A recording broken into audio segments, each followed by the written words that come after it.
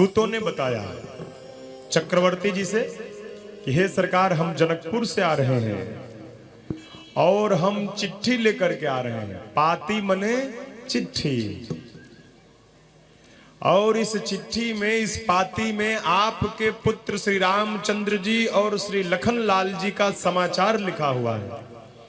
महाराज ने कहा क्या समाचार है, जल्दी बताइए।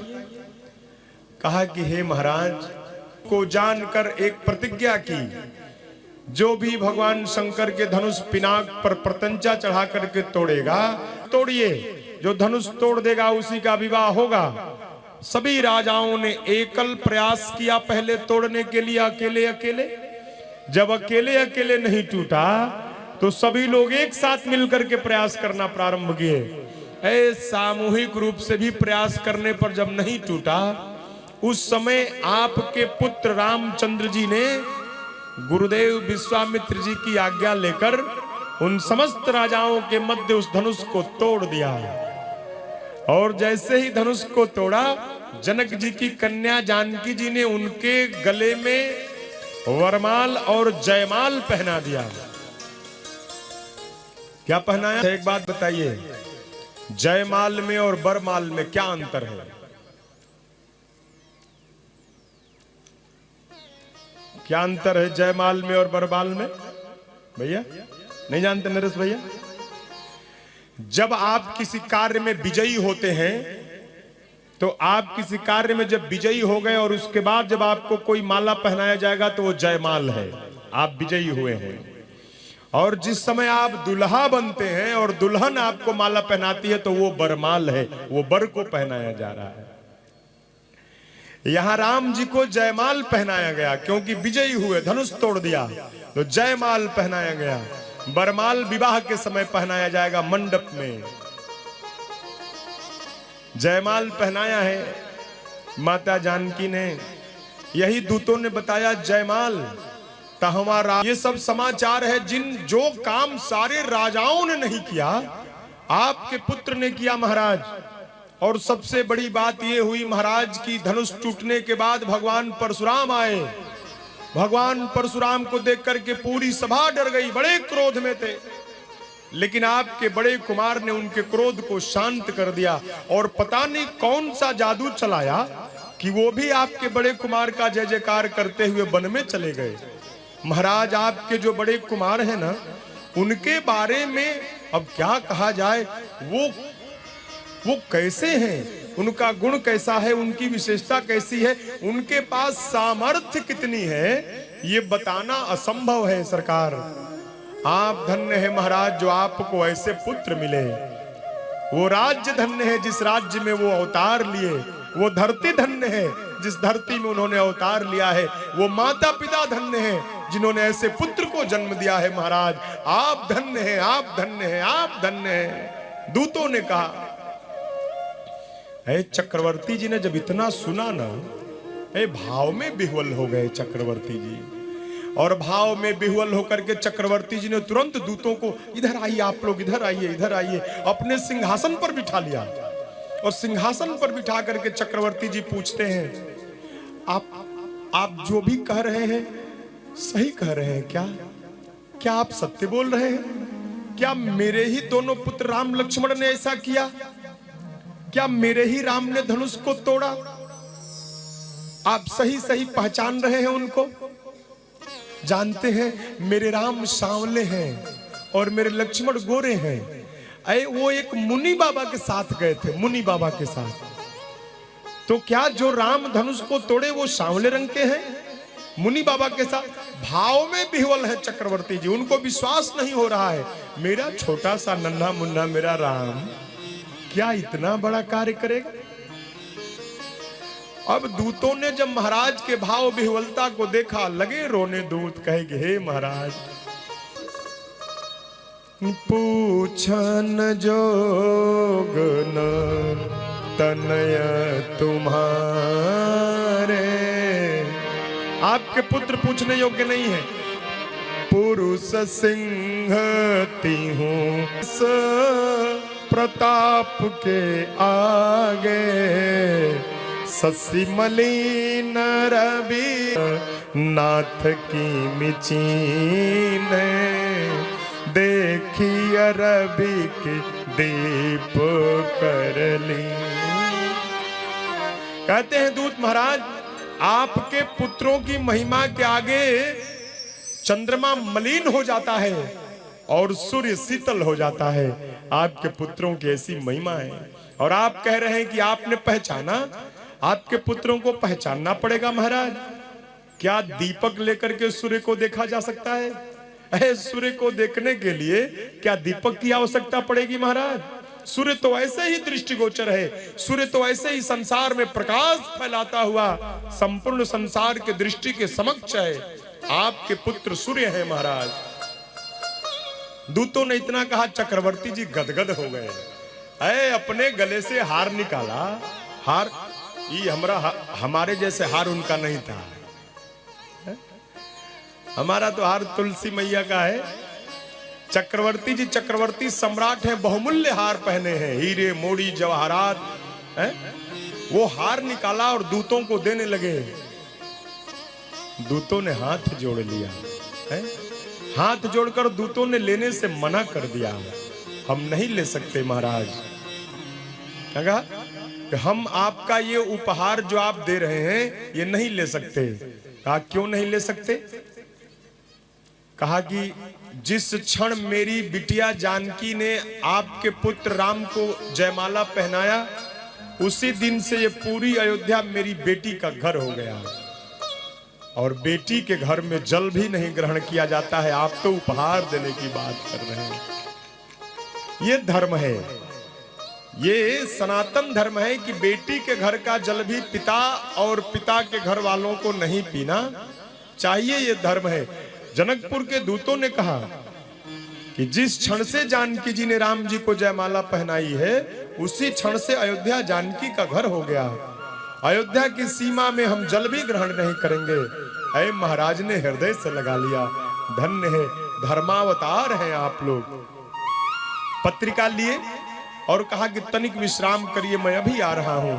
पत्रिका लेकर गुरु जी के पास दौड़े दौड़े दौड़े गुरु जी के पास गए। है गुरु जी,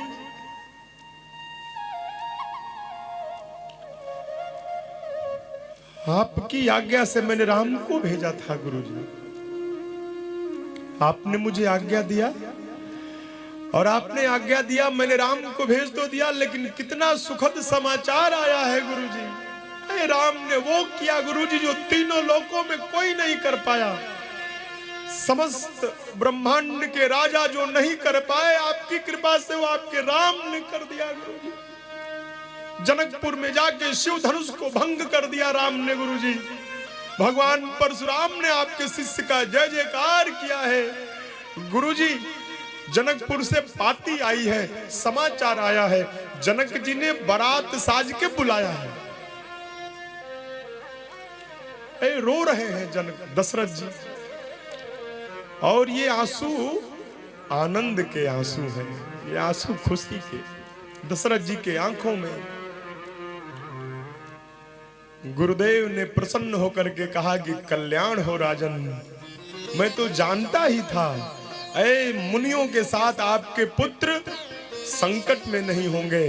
विश्वामित्र जैसे महामुनि आपके पुत्र को ले जा रहे हैं, कल्याण ही होगा।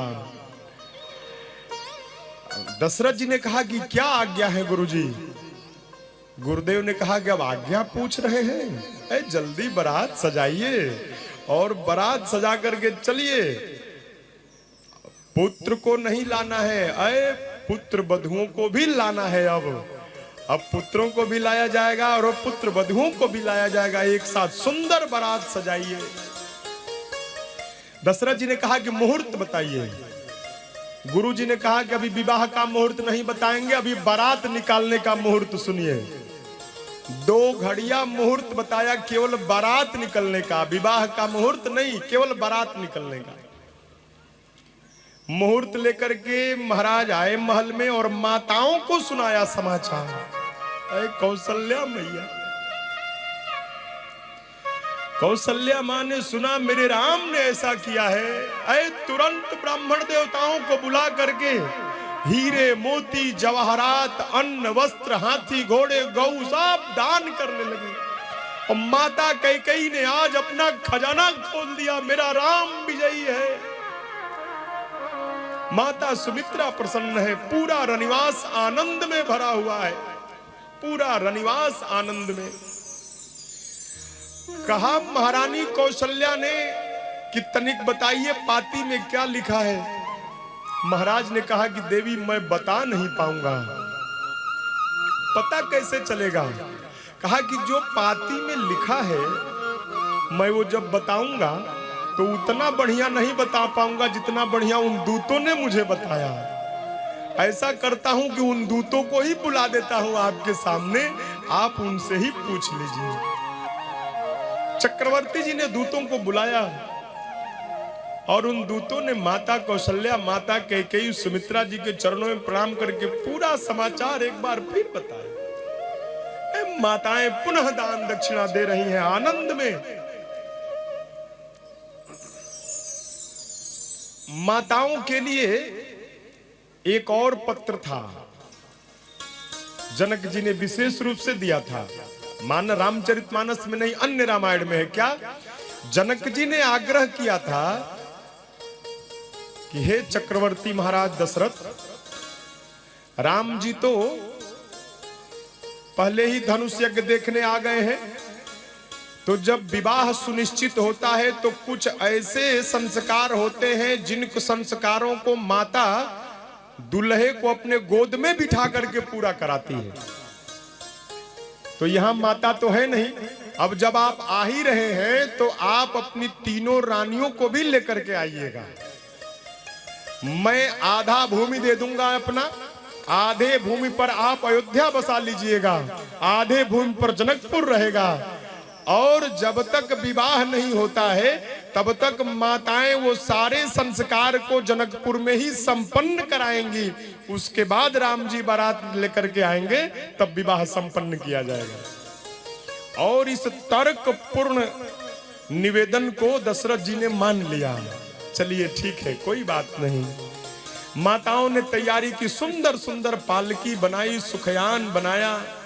भरत जी तब तक आ गए, खेल रहे थे। भरत जी, क्या हुआ क्या हुआ? चक्रवर्ती जी ने कहा कि हे भरत, जल्दी बारात साजिए। हुआ क्या है? आपके भैया ने ऐसी कीर्ति स्थापित की है जैसा कोई नहीं किया। आपके भैया का विवाह सुनिश्चित हुआ है, जनकपुर चलना है, बारात की तैयारी करिए। अब भरत जी गए और अपनी उम्र के जितने राजकुमार हैं, जितने युवा नौजवान उनके मित्र हैं, सबको बुलाए। सुंदर सुंदर घोड़ा हाथी सजाया गया, सुंदर बारात सजाते हैं। अब जब बारात सज के तैयार हुई तो आज जितने लक्षण है सुंदर सगुन, कभी कभी होते हैं सुंदर सगुन। कितने सुंदर सगुन होते हैं? बहुत सारे। कौन कौन से? मान लीजिए आप यात्रा के लिए निकले तो ब्राह्मण देवता पोथी लेकर के दिखाई दे जाएं, ये सुंदर सगुन है। गौ माता अपने बछड़े को दूध पिलाती हुई दिखाई दे दें तो ये सुंदर सगुन है। श्यामा दिखाई दे, श्यामा क्षेमकरी पक्षी आसमान में उड़ती हुई दिखाई दे, सुनिए सुंदर सकुन है।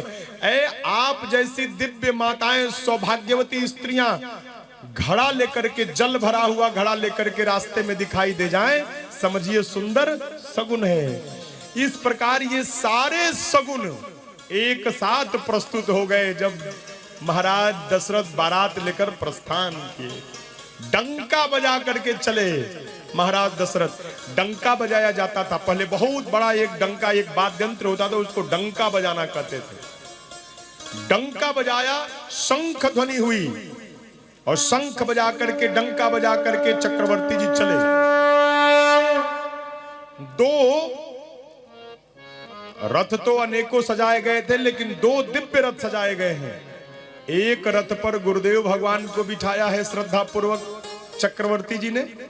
आज गुरुदेव भगवान वशिष्ठ जी देव गुरु बृहस्पति के समान शोभा पा रहे हैं और महाराज दशरथ देवराज इंद्र की तरह शोभा पा रहे हैं।